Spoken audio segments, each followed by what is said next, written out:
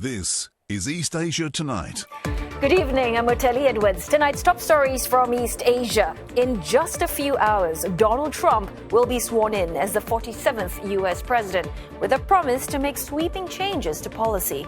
Well, China's vice president and Japan's foreign minister are among the attendees. Meantime, the region is bracing for Trump's return to power. One major question: how will Elon Musk's financial ties to China influence Trump's policy decisions? Expert analysis ahead.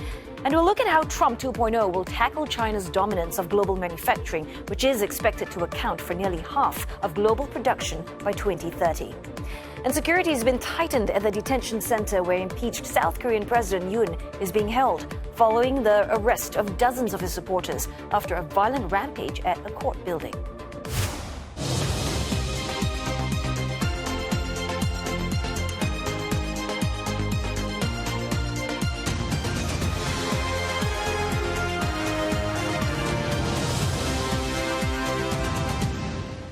Also in East Asia tonight, thousands of so-called TikTok refugees flocked to rival apps before Donald Trump stepped in to revive the platform in the U.S. We speak with a content creator on his plans.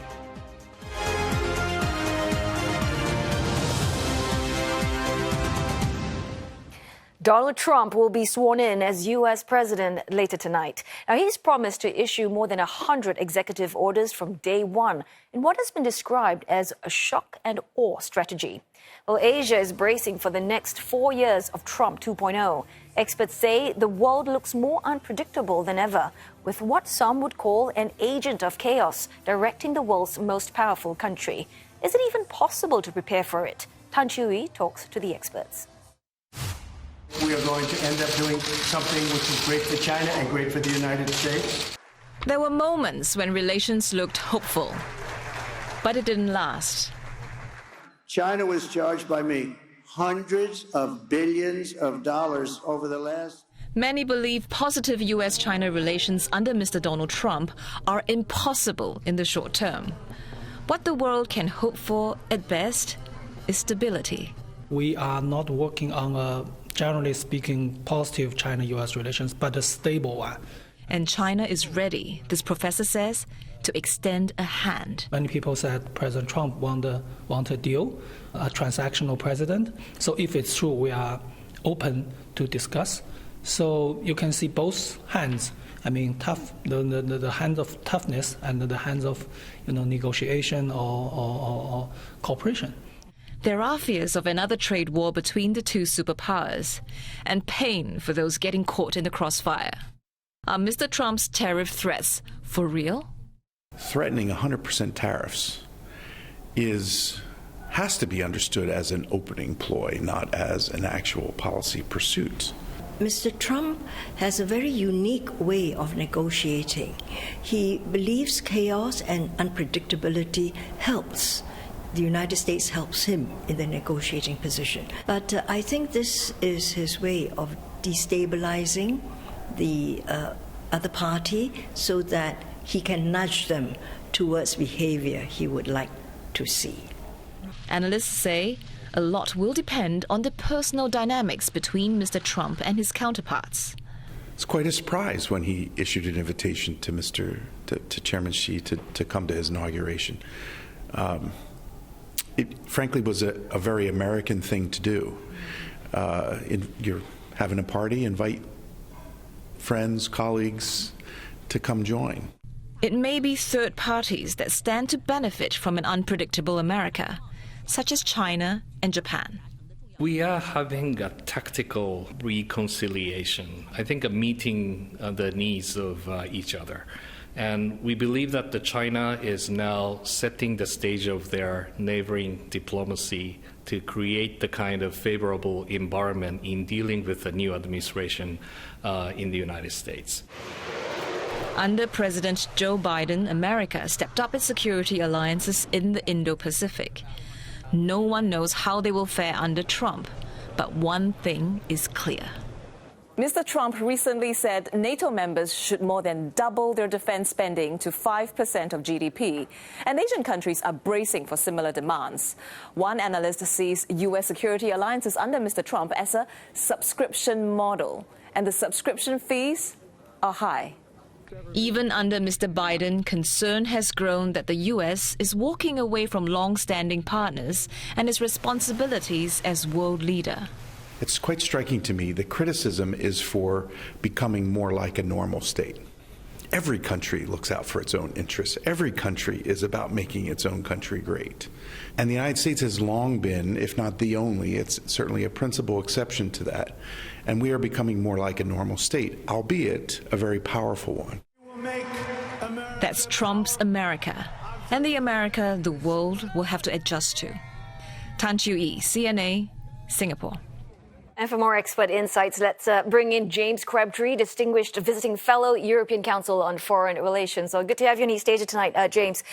First up, I want to talk about Musk's influence. As we're waiting for dozens of these executive orders to be announced, I'm curious to know, how do you see the world's richest man, Elon Musk, influencing Trump's foreign policy, particularly to do with China, given his financial conflicts of interest? I think Musk is going to be Trump's whisperer in chief. He's clearly going to be extremely influential, and it sets him at odds with some other parts of the administration. If you look at the people President Trump has appointed to major positions, they've almost all been very hawkish on China in the National Security Council, in the State Department, in the Defense Department.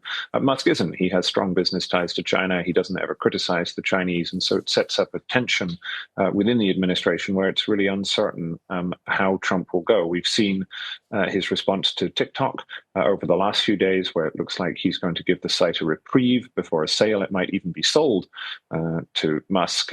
How he will decide to strike this balance on other issues is really quite uncertain.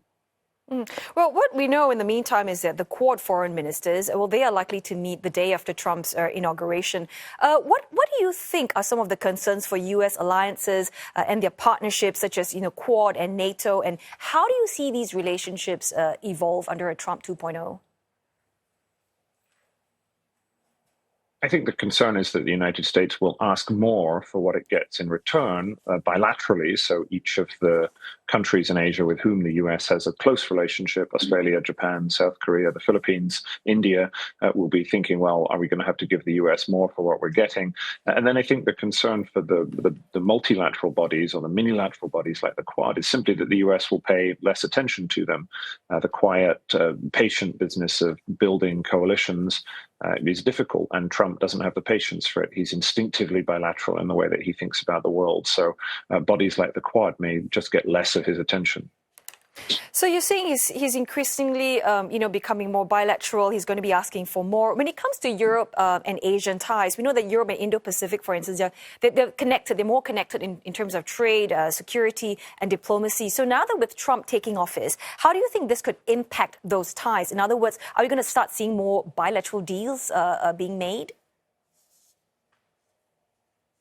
I think if you look at Europe and ASEAN, they're two parts of the world that resist to some degree the direction that Trump will take things, as in they both want a rules-based, free trading, open economy, and neither of them to some degree wants to choose between the US and China.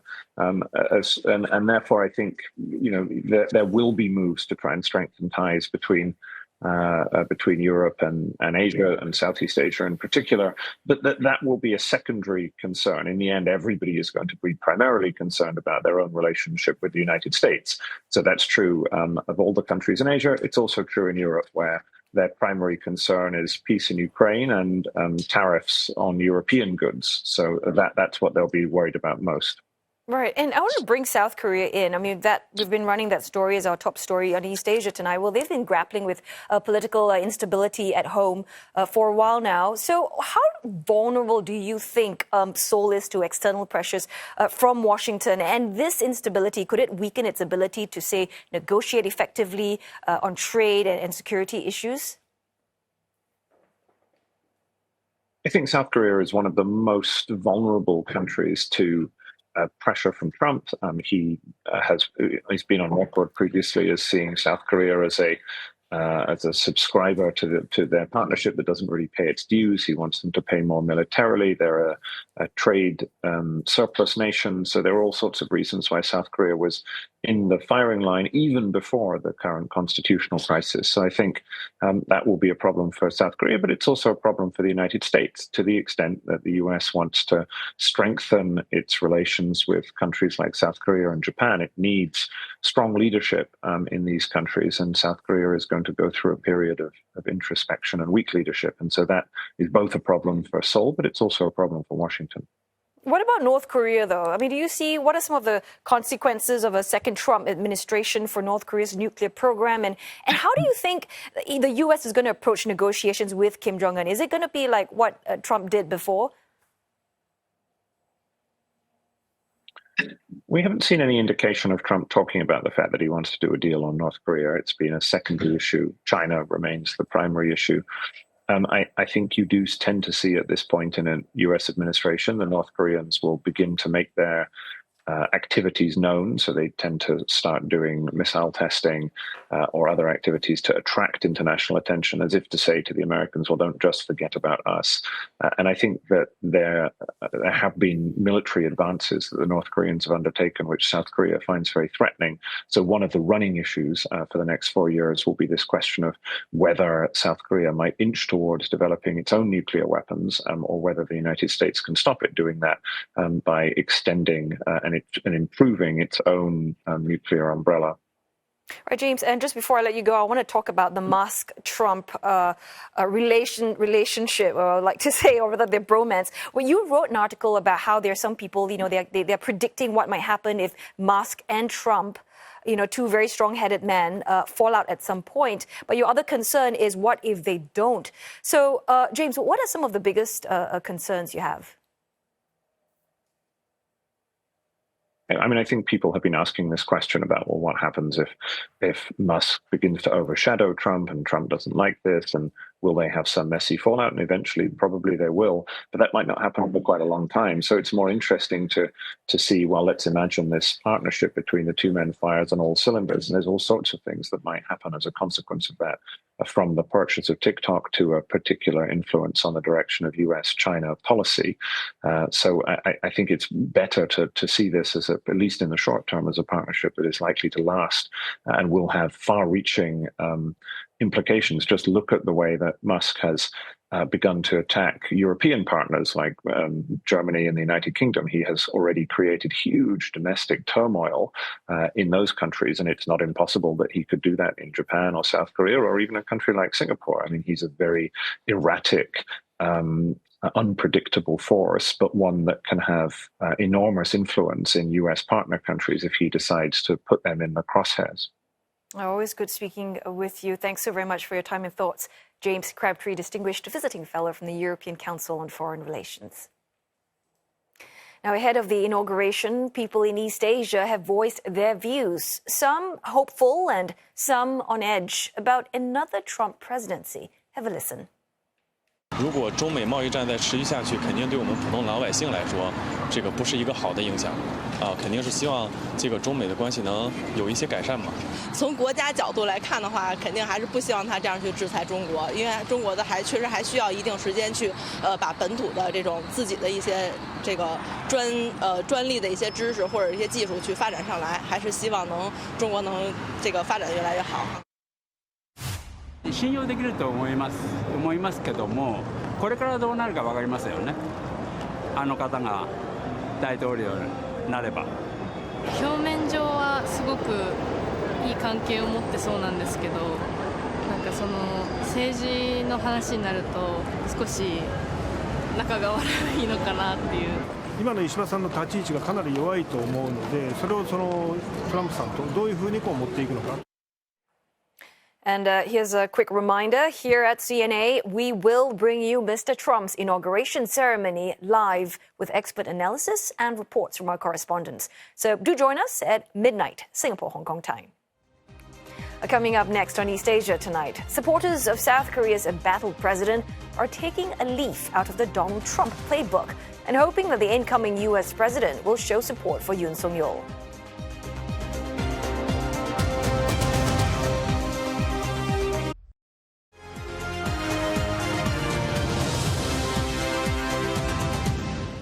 Hello again. Good to have your company on East Asia tonight. South Korea has tightened security at the Seoul detention center where impeached President Yoon Song-yeol is held. That's after his supporters stormed a court building shortly after his detention was extended yesterday. Well, the protesters flooded the building and blasted fire extinguishers at security personnel. Authorities restored order only after a few hours. Local reports say that 46 protesters have been arrested. And this comes as Mr. Yoon's lawyers say that he will not appear for further questioning over his brief declaration of martial law last month. He was ordered to appear for questioning again this morning after he failed to do so yesterday. Or should Yoon continue to resist, authorities are expected to forcibly bring him in or visit him at the detention center where he has been staying since last Wednesday. He's been placed under formal arrest after a court extended his detention on concerns that he might destroy evidence. Meanwhile, for the first time in 6 months, polls show that approval ratings for Mr. Yoon's ruling People Power Party have surpassed that of the main opposition Democratic Party. Of those surveyed, 46% say that they are backing the PPP, while only 39% support the Democratic Party. According to the poll, more than 48% of respondents say that they would endorse the PPP for the next administration. Well, Mr. Yoon's supporters are drawing parallels between his claims of election fraud with Donald Trump's own allegations back in 2020. They're hoping to make the connection in a bid to protect Mr. Yoon. CNA's Lim Hyun-suk has more from Seoul. A common sight at protests in Seoul. American flags being waved alongside the Taegukgi, South Korea's national flag. They're usually wielded at conservative rallies by the elderly, who remember the U.S. coming to their aid during the Korean War and believe a strong alliance with Washington is crucial to deter threats from Pyongyang. But these placards, inspired by a catchphrase used by Donald Trump's supporters, only recently surfaced at pro-Yoon rallies. Some of these pro-Yoon supporters say they're hoping Mr. Trump will take action to show support for President Yoon. University student Hong Hyun-young is among a rapidly growing minority of young supporters at the rallies. She says, like most of the country, she was shocked and angry when President Yoon declared martial law. But now, she says, she understands why he had to take such a dramatic move. 처음에는 계엄령이 무조건 나쁘다고만 생각했습니다. 계엄령을 왜 선포했는가에 대해서 자세히 조사해보게 되니 민주당이 여태껏 입법 독재와 횡포를 부리고 있었다는 사실을 알게 되었고 어르신들이 함께하는 이 자리에 저라도 한 명 보태는 것이 이 나라를 지킬 수 있는 방법이라고 생각하여 이 자리에 나오게 됐습니다. Supporters like Ms. Hong want to grab the attention of Mr. Trump, who spread unsubstantiated claims of voter fraud after losing the 2020 presidential election to Joe Biden.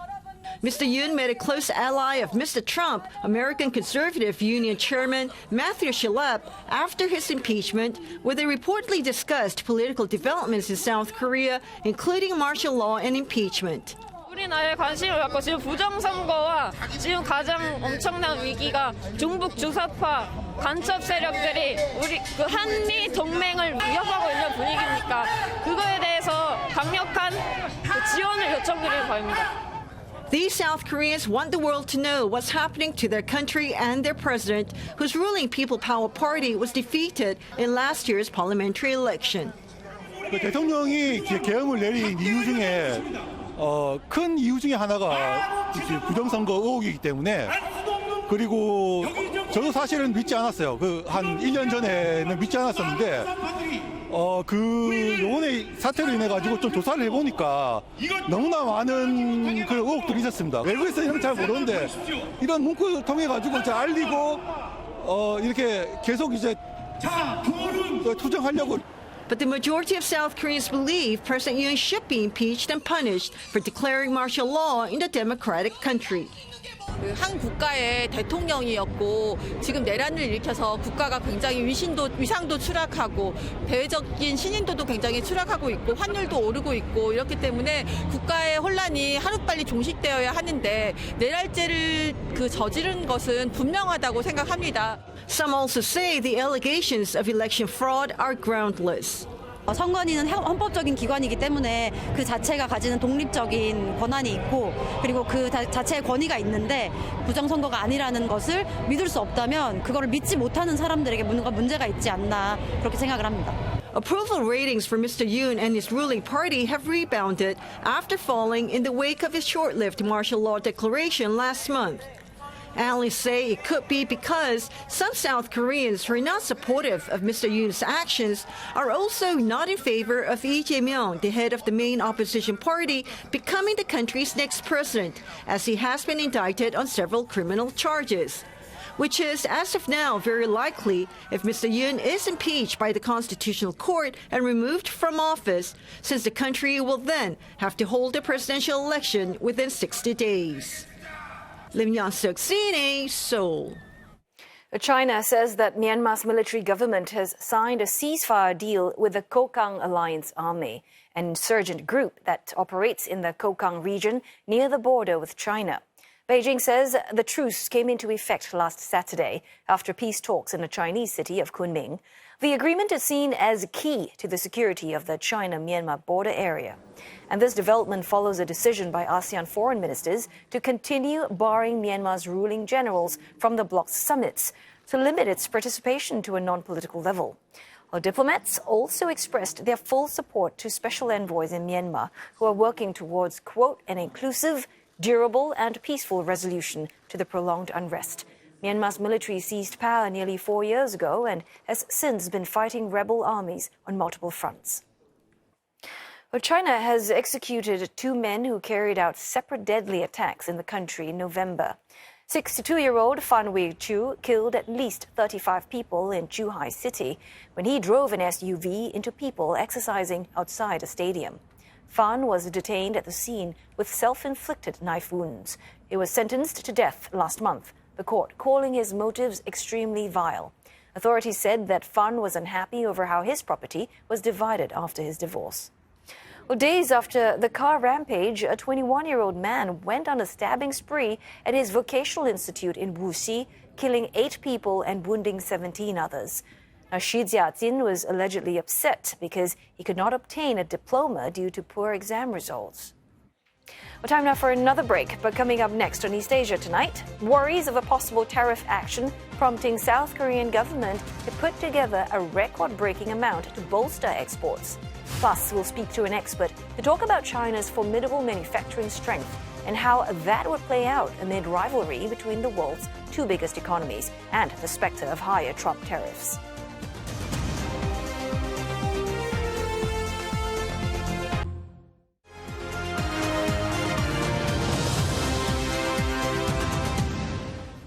Hello again, you're watching East Asia Tonight. In just a few hours, Donald Trump will be sworn in as the 47th U.S. president with a promise to make sweeping changes to policy.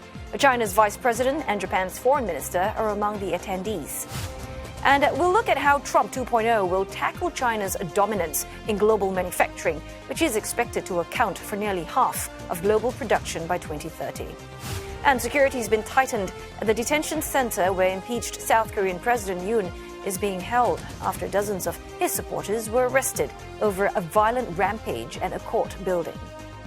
And we have Roland Lim standing by now with the very latest in business news. Now, Roland, the world, they are looking out for Trump's first day in office and to get a sense of his policy direction, I suppose. But even before that, some economies have begun making contingency plans to deal with any negative impact from changes in U.S. trade policies. Tell us more. That's right. South Korea, for one, has announced its biggest export finance support package and recalibrated its growth target. But that's not just from the uncertainties arising from higher Trump tariffs. The ongoing political saga in South Korea is likely to cause economic headwinds as well. And so the country's central bank has slashed its growth forecast for 2025. Now, it's lowered its official annual projection from 1.9% to between 1.6 and 1.7%. The cut of around 0.2 percentage point is due to political uncertainty triggered by President Yoon Suk-yeol's short-lived martial law attempt and subsequent fallout. The Bank of Korea went on to say in a blog post that South Korea's economic trajectory is resting greatly on when the current political uncertainty is resolved. It also noted that government stimulus measures and economic policies of the incoming U.S. administration as other factors at play. Last year, South Korea's economy likely grew between 2 and 2.1%. In addition to domestic matters which might impact growth, the country is also bracing for a hit from changes in U.S. trade policies as Donald Trump is poised to be sworn in for his second presidency. With an eye on Trump 2.0 tariffs, South Korea has unveiled a record close to $250 billion support package for its exporters. Concerns about potential rise in global protectionism and its impact on South Korea's export-driven economy are among issues weighing on the minds of authorities and businesses. The government launched a task force on exports in October involving senior officials from the finance and industry ministries to look into effective support measures to address potential challenges. Mr. Trump has proposed imposing a 25% tariff on all products from Mexico and Canada and an additional 10% tariff on goods from China. Checking in on markets after that a downgraded outlook for the South Korean economy, the Kospi benchmark index is down 0.14% for the day. But the Korean won, though, has strengthened against the greenback. It's up 0.4%. 1,450, changing hands with $1. Now, traders are taking a cautious approach despite the finance ministry pledging a record amount of funding support for exporters. Meantime, China and Hong Kong stocks closing with gains just hours ahead of the U.S. president-elect's return to the White House. The sentiment is upbeat after Trump and President Xi Jinping discuss issues including TikTok, trade, and Taiwan in a phone call over the weekend. Shanghai Composite ending margin high at 3,244 points. Shenzhen, the second bourse, did better thanks to a tech rally, and Hong Kong's Hang Seng Index was also a beneficiary of that, up 1.75% for the day. Analysts say the market has already priced in a substantial amount of risks associated with the Trump presidency, but the call has sent a positive signal to the market. At the same time, markets are bracing for a burst of policy announcement on Trump's day one, which might create volatility. On Beijing's policy front, it has kept benchmark lending rates unchanged at its monthly fixing this morning. The widely expected move comes as a weakening yuan has limited the central bank's monetary policy efforts. The one-year loan prime rate, or LPR, which is a benchmark for corporate loans, was held steady at 3.1%, and the five-year rate also stays at 3.6% pat. It's a reference rate for pricing most mortgages. Both key rates were last reduced by 25 basis points in October.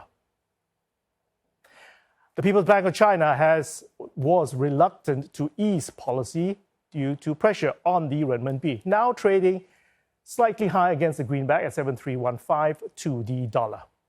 Traders and analysts believe that signs of a possible improvement in U.S.-China ties brought some relief to Chinese assets.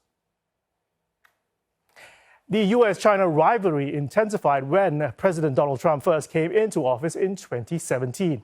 Now that he'll be sitting in the White House for a second time, the world's second biggest economy is bracing for impact. Now, to find out more, CNA's Tan Zhe-Hui went to Zhengzhou, that's a major manufacturing hub, to once bore the brunt of that trade war. Zhengzhou City is the capital of Henan province in central China. With a population of over 12 million, it's one of the fastest growing cities in China. Historically relying on agriculture, Zhengzhou, like the rest of the country, went big on manufacturing in the 1990s. Zhengzhou's biggest break came 14 years ago when Foxconn, the world's largest contract manufacturer of electronics, set up its factory here to produce iPhones. Today, the city is best known as the iPhone City. At its peak, the Foxconn factory here hired more than 300,000 workers, churning out nearly 100 million iPhones a year.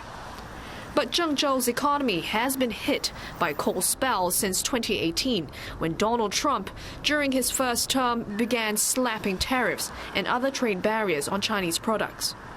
The 3-year COVID-19 pandemic and a subsequent housing crisis further exacerbated the economic cold wave.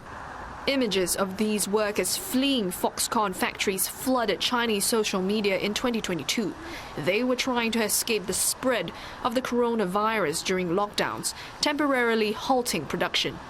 In the aftermath of COVID and as the trade war intensified, Foxconn moved parts of its operations to Vietnam and India. Since then, the workforce in Zhengzhou has reduced by up to 40% from its peak. Trump's tariffs not only pose a significant threat to the city's economy, but also to the livelihoods of countless workers who rely on these industries.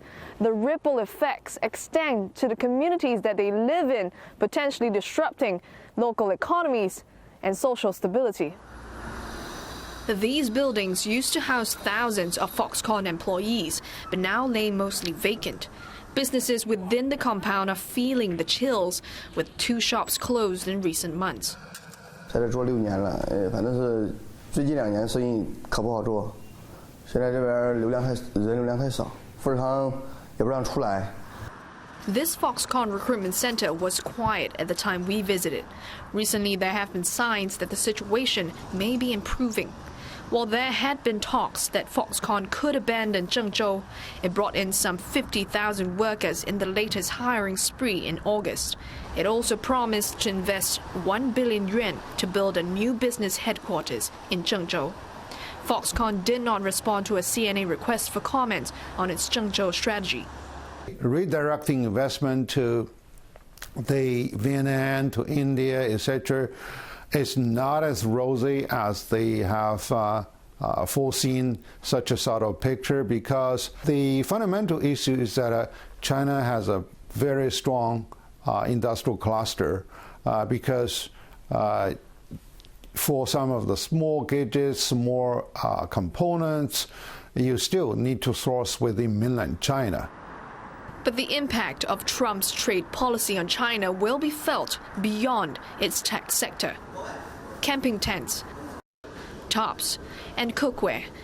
These are some outdoor adventure equipment popular with American clients of this Zhengzhou-based company, whose products are also listed on e-commerce platforms like Alibaba. Founder Zhang Gaofeng started selling to the U.S. in 2018 with brisk business. Mr. Zhang says he's managed to buck the trend because he targets mainly the high-end market with quality products. Still, he's not putting all his eggs in one basket. 目前我们出口最多应该是欧美地区，应该是美国是我们可能目前重点的客户群体。 然后占比能占到我们出口的40%左右。其实我们现在已经涉及了像中东的东南亚这边，我们已经在做了。然后的目前中东的业务我们占比能达到20%左右的占比。可能后期随着这个美国政策的调整，我们也不断调整这个市场方向。其实对于后期的，我们现在也想去做一些俄罗斯市场，用俄罗斯的这个本身和中国的关系是非常好的这个关系啊。 Chinese President Xi Jinping recently reaffirmed China's commitment to further opening up its economy and align itself with international trade rules, warning that trade wars produce no winners. Whether that's enough to convince Mr. Trump that China is in for fair trade remains to be seen. Tan Sihui, CNA, Beijing. Much has changed since Trump's first term in office. Today, China has nearly $1 trillion surplus with the rest of the world. It is one of the highest in history and higher than other export powerhouses, Germany, Japan, and the US. Now, China today accounts for around 27% of global industrial production, according to the United Nations data. As you can see, China's manufacturing easily dwarfs Germany, Japan, and the US. By 2030, the UN predicts that China's share of industry will rise to 45%, levels not seen since post-war US or 19th century UK. Many economists, however, don't see it as a position of strength, rather the evidence of an unsustainable growth model that's led to tensions with trade partners and trade wars. During Trump 1.0, he made efforts to rebalance US-China trade relations. U.S. tariffs on Chinese products were raised from 3% in 2018 to 21% by 2020. Now, under Trump 2.0, he's promised raising tariffs on China to 60% and a blanket 20% levy on all other U.S. trading partners. Although his economic team is now dialing down the threat to a gradual approach for fear of creating a spike in inflation. But the U.S. has had limited success. Now, since 2020, the U.S. has placed tariffs on billions of dollars of Chinese imports and offered subsidies to companies in strategic industries like chip makers. But China's surplus is still rising. And that's because China responded by finding other customers, continued subsidizing its factories, and working around the levies by moving production to other countries. Chinese portion was simply diverted to Mexico, Vietnam, South Korea, Taiwan, and India. Now, Southeast Asia was a direct beneficiary. Those strategies are keeping China's factory floor intact for now. China today leads in the global market share as top producer for steel, robotics, electric vehicles, lithium batteries, and solar panels. But its output levels are unsustainable, producing 2 to 3 times domestic demand, and then exporting the excess to the rest of the world. And that explosive export growth has come at the expense of other manufacturing economies. The question remains whether China can maintain its lead if other countries raise tariffs. And yet, many importers also find that China still remains the most competitive place to buy goods. Now, for more on this, we're joined by T. Wang. He is Chief Investment Officer, Private Wealth Management at UOB Kay Hian. T. Wang, good to have you with us. Now, China's manufacturing prowess, of course, undisputed. UN predicts share of global industrial production will rise from 27 to 45% by 2030. Now, even with curbs and companies moving elsewhere, this doesn't seem to be anything to stop China's rise. That's a really good topic. Anything stoppable, it just, matter of time and what is the process. So on this topic, I see both headwinds and tailwinds on China's manufacturing market share. Of course, the headwind is related to Trump. Whether he will impose more tariffs, looks like it's pretty certain that he would do that with China, not just with China, but also perhaps Europe and Canada and Mexico, you mentioned. And the other issue with that is China itself is facing a lot of domestic overcapacity. So we naturally will see some kind of washout or rationalization of that capacity before China can gain global market share. Give you one example, Chinese EVs are doing very well globally, including in Singapore. But EVs in China is a very overcapacity industry. Only 3 of the 100 or so EV brands in China are making money. So that's clearly not sustainable. On the positive side, I do see 2 things happening that could help China to progress towards higher market share. One is that you mentioned earlier, that ASEAN now is China's largest trading partner at 16% of the exports from China. And we don't know how much it really is consumed locally versus re-export to the US and Europe. But eventually, I think ASEAN will become a final destination for Chinese exports as the local consumption pick up, as the local economy pick up. So hopefully that will also increase the demand for Chinese goods, not just serving as a middleman or just a re-export channel. And the second thing is about Europe, and we can talk more about that as well. It's very interesting that Trump may very well push Europe towards China because his policy is against all other countries, and not just on China. So maybe there will be higher tariffs on Europe from Trump, and thus forcing Europe to work more closely with China. So this is a long game between China and the U.S. Trump, it seems, though, wants to tariff the heck out of China in order to woo manufacturing back to the U.S. What's your assessment on efforts so far? Yes and no. I mean, you just said earlier that maybe the focus this time is not just China. The fentanyl-related tariffs are higher for Mexico and Canada than China. And like I said, the 2 things are happening. Number one, that the focus this time may not be 100% China. Trump has been talking about something called a border adjustment tax. It's a form of tariff. It's a form of protectionism that apply to all goods coming into the U.S., whether China or not.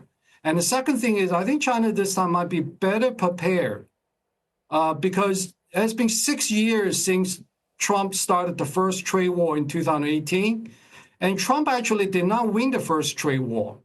China's exports growth has been higher, and the trade deficit is being higher too. So I don't know whether his tactic would be successful this time either. But we do know that he's pretty unpredictable, and he does want to wrestle with China on trade matters.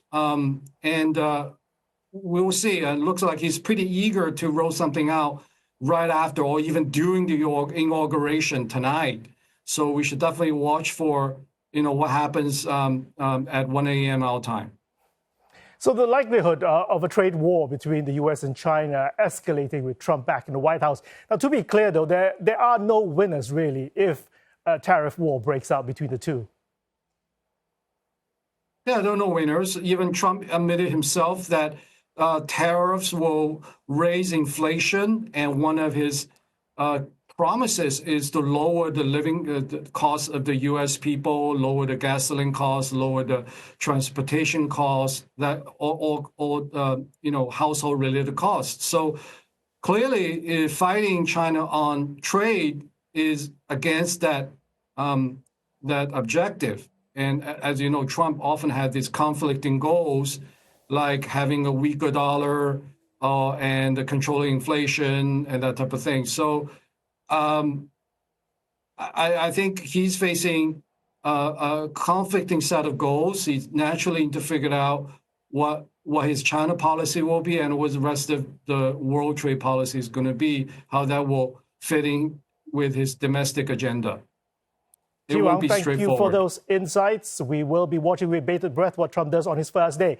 Chi Wang, Chief Investment Officer, Private Wealth Management at UOB Kay Hian. And that'll do it for business for me, Oteli. Thanks so very much, Roland. Well, we're going to go for a short break now, but coming up next on East Asia tonight, Donald Trump throws a lifeline to TikTok less than a day after the China-linked app went dark in the U.S. But is it too soon for TikTok users to get into a song and dance about it?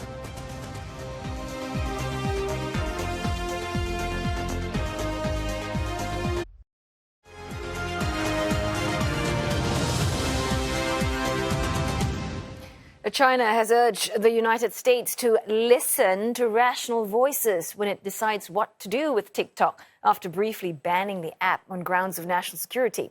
Well, the app that's owned by Chinese firm ByteDance is restoring its services after President-elect Donald Trump said that he would delay the ban and seek a 50% U.S. ownership in a joint venture. China's foreign ministry urged the White House to provide a fair and non-discriminatory business environment for firms from all countries. It says if Washington were to allow a Chinese enterprise to operate, they must comply with Chinese laws and regulations. Well, meantime, TikTok has thanked Mr. Trump for providing the necessary clarity and assurance that it will face no penalties for providing the app to more than 170 million Americans. President-elect Trump cheered TikTok's return at a pre-inauguration rally in Washington. He said that the extension would give time for a deal to be struck to protect America's national security. And as of today, TikTok is back. But I said we need to save TikTok because we're talking about a tremendous... Who in this audience goes with TikTok? Many? Yeah, very popular. And frankly, we have no choice. We have to save it. A lot of jobs. We don't want to give our business to China. We don't want to give our business to other people. Mr. Trump's pledge to give TikTok a reprieve marks a reversal in stance. Back in 2020, he wanted to ban the app over concerns that it was sharing the personal data of Americans with the Chinese government. But his tone shifted significantly after he credited TikTok with helping him win over young voters in last year's election, saying he now had a warm spot in his heart for the app. U.S. officials have long warned that under Chinese owner ByteDance, data from American TikTok users could be handed over to Chinese authorities. Well, just as TikTok was about to go dark in the US, reports suggested that 500,000 so-called TikTok refugees have flocked to rival Chinese app Xiaohongshu, otherwise known as Red Note. Well, CNA's Olivia Seong spoke with a 26-year-old American content creator, Lucas Balsbo, on his plans moving forward. A lot of us are still not exactly sure of what's going to happen. There's just been so much back and forth in these past couple of weeks and months that it's one of those things we'll just have to wait and see. And sadly, it's out of the creator's hands. So we're relying on the government to make the correct decision.